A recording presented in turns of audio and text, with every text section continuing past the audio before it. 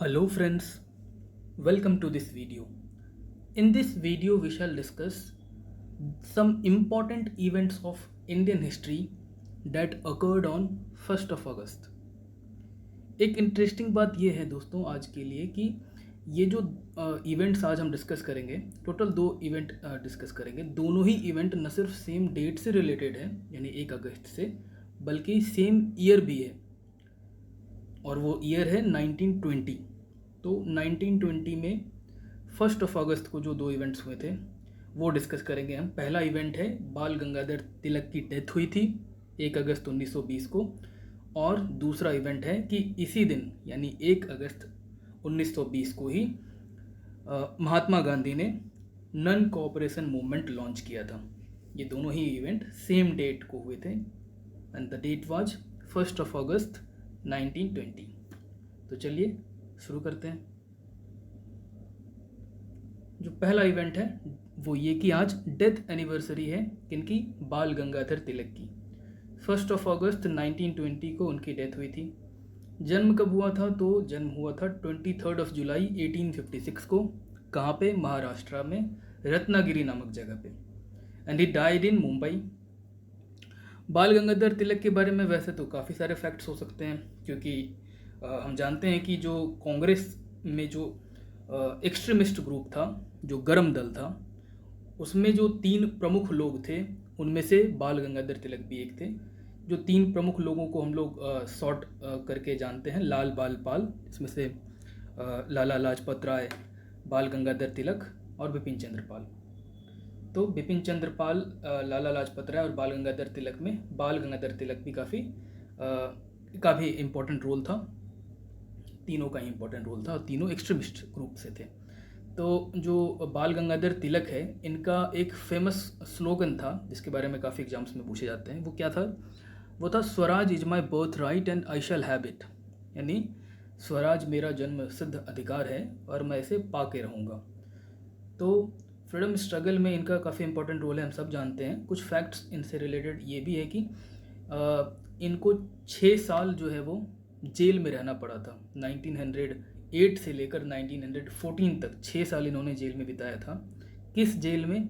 तो बर्मा यानी कि आज का जो म्यांमार है, वहाँ पर मैंडले जेल है।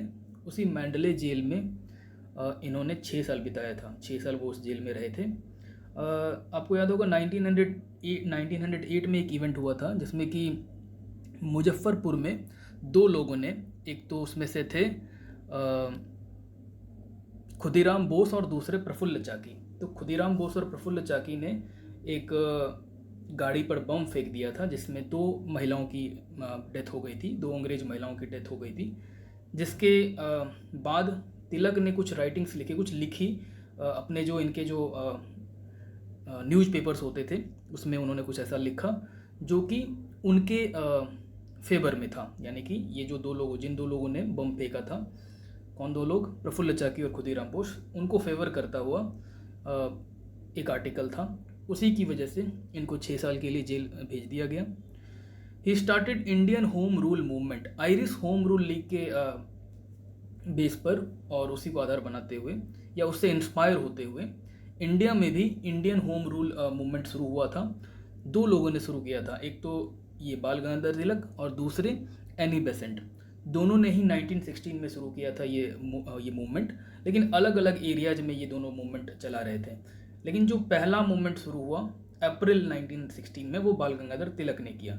बाद में इसी साल यानी कि 1916 में ही सितंबर में एनी बेसेंट जी ने भी शुरू किया था same home rule movement. Basically बाल गंगाधर तिलक का मूवमेंट वेस्टर्न इंडिया, महाराष्ट्र वगैरह में चल रहा था, और जो एनी बेसेंट का मूवमेंट है वो साउथ इंडिया में भी था, बाकी जगहों पर भी था। मतलब पैन इंडिया काफ़ी फैला हुआ था वो। बाल गंगाधर तिलक जी का जो ये मूवमेंट था ये थोड़ा सीमित था। इनफैक्ट मुंबई में भी जो है बाल गंगाधर तिलक का मूवमेंट नहीं चल रहा था, बल्कि एनी बेसेंट जी वो होम रूल चला रही थी, होम रूल मूवमेंट।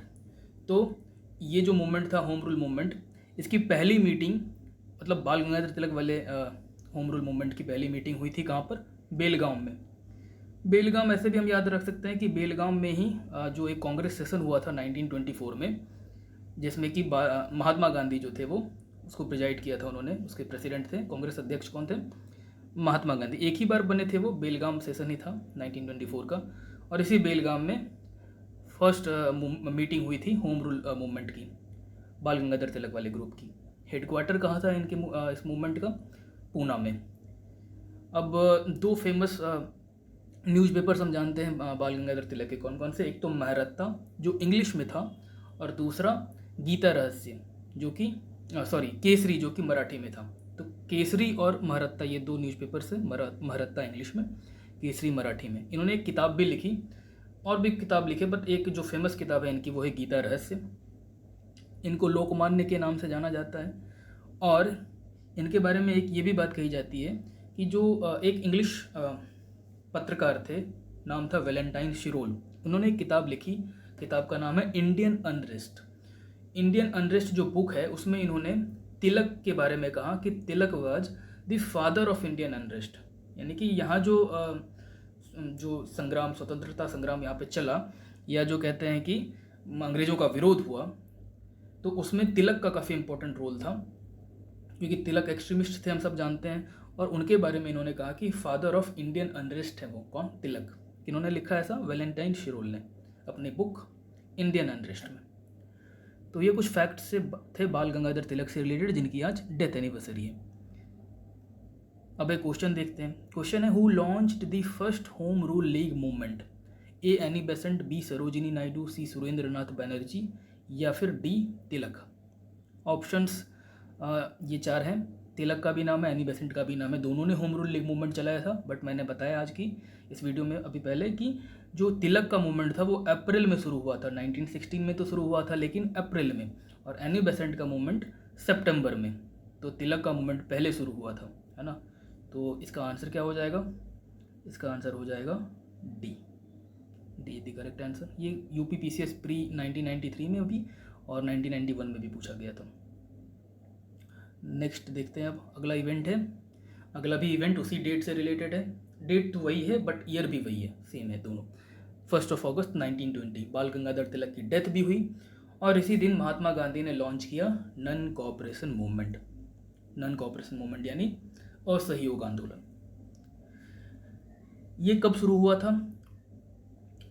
हम जानते हैं कि नन कोऑपरेशन मूवमेंट जो है वो खिलाफत मूवमेंट के साथ साथ चल रहा था। खिलाफत मूवमेंट जो है, जो फर्स्ट वर्ल्ड वार हुआ था 1914 से 18 तक, उसमें क्या हुआ था कि तुर्की जो है उसको हराया गया था, तुर्की हार गया था, और ब्रिटिशर्स के खिलाफ जो जर्मनी वगैरह थी ना, तो उनके ही साथ तुर्की भी था। तो तुर्की हारा, और फिर तुर्की को डिवाइड कर दिया गया, डिवीज़न कर दिया, बांट दिए टुकड़े टुकड़ों में। और जो तुर्की के जो राजा होते थे, रूलर होते थे, जो खलीफा कहा जाता था, तो जो पूरा जो मुस्लिम वर्ल्ड होता था उस समय, जितने भी देश हैं या जहाँ पे भी मुस्लिम लोग रहते हैं, वो अपना सारे लोग जो है अपना लीडर मानते थे खलीफा को। और जो कि तुर्की का लीडर होता था, तुर्की का लीडर, उसे पूरी दुनिया के मुस्लिम अपना लीडर मानते थे और उसे खलीफा कहा जाता था। लेकिन ये जो फर्स्ट वर्ल्ड वार ख़त्म हुआ तो उनकी शक्ति को छीन लिया गया, खलीफा की शक्ति को, और बाद में तो खलीफा का जो है वो उसको अबॉलिश ही कर दिया गया। तो मुस्लिम वर्ल्ड काफ़ी नाराज़ था, और मूवमेंट यहाँ पे चला, खिलाफत मूवमेंट उनके खिलाफ, खलीफा की पावर्स को छीनने का विरोध में जो है ये खिलाफत मूवमेंट चला था। और इसमें गांधी जी भी काफ़ी इन्होंने सपोर्ट किया, और भी बाकी जो कांग्रेस के लीडर उन्होंने भी सपोर्ट किया, और फिर खिलाफत मूवमेंट चला, साथ में नॉन कोऑपरेशन मूवमेंट भी चला। तो नॉन कोऑपरेशन मूवमेंट, ये जो रॉलेट एक्ट आया था उसके भी विरोध में ये मूवमेंट हो रहा था। तो रॉलेट जो सत्याग्रह हुआ था उसके बाद का ये मूवमेंट है नॉन कोऑपरेशन मूवमेंट। कब शुरू हुआ था? तो लॉन्च तो कर दिया गया था 1 अगस्त 1920 को गांधी जी के द्वारा, लेकिन सितंबर 1920 में कांग्रेस का एक सेशन होता है। कहाँ पे सेशन होता है? कलकत्ता में। और इस कलकत्ता सेशन में जो है महात्मा गांधी एक रेजोल्यूशन लेके आते हैं, resolution of non cooperation programme. और इस प्रोग्राम उसके कांग्रेस से अप्रूव करती है। ये जो स्पेशल सेशन था, इसकी अध्यक्षता किसने की थी? तो लाला लाजपत राय ने इसकी अध्यक्षता की थी, जो कि 1920 के सितंबर में हुआ था। ये एनुअल सेशन नहीं था, ये एक स्पेशल सेशन था जो कलकत्ता में हुआ। अब इसके बाद क्या है? इसके बाद इसी साल जो दिसंबर में, उस समय दिसंबर में ही होते थे कांग्रेस के एनुअल सेशंस, तो बाद में क्या हुआ? दिसंबर में एनुअल सेशन हुआ, कहाँ पे? नागपुर में हुआ। और उस सेशन में जो चितरंजन दास थे उन्होंने एक रेजोल्यूशन लाया, सेम नॉन कॉपरेशन रेजोल्यूशन ही था वो भी, तो उसको एंडोर्स किया कांग्रेस ने और फिर नॉन कॉपरेशन को, इस मूवमेंट को मान्यता दी। इस वाले सेशन को प्रेजाइड किया था सी विजय राघवाचार्य। ठीक है, दो फैक्ट हमें याद रखना होगा कि ये जो दो अलग अलग सेशंस हुए थे, जिसमें से एक जो सेशन है वो 1920 के सितंबर का और दूसरा दिसंबर का। सितंबर वाला था स्पेशल सेशन और दिसंबर वाला था एनुअल सेशन। सितंबर वाले सेशन में नॉन कॉपरेशन प्रोग्राम को का जो रेजोल्यूशन है वो महात्मा गांधी लेकर आए थे, और जो दिसंबर वाला 1920 का सेशन है इसमें कौन लेकर आए थे, चितरंजन दास।